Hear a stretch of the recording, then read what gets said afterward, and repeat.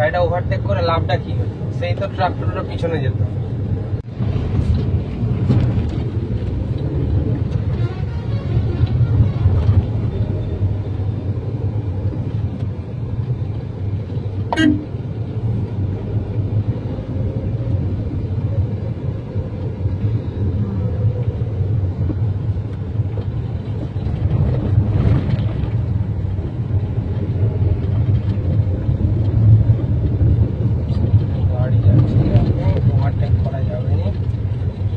পিছনেই যেতে হবে।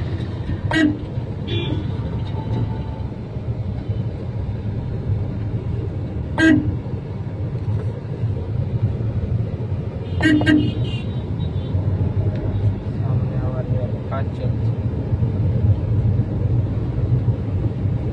এই এলাকাগুলোয় গাড়ি চালানো সব থেকে বেশি টাফ নতুনদের।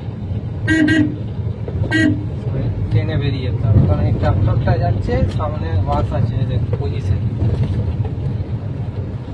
ট্রেনে বেরিয়ে যেতে হবে।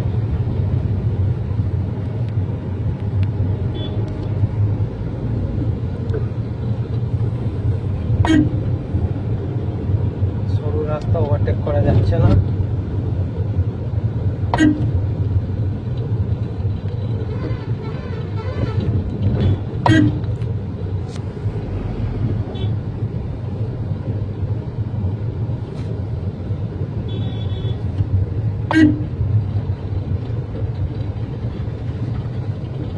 রাস্তাটাও খারাপ।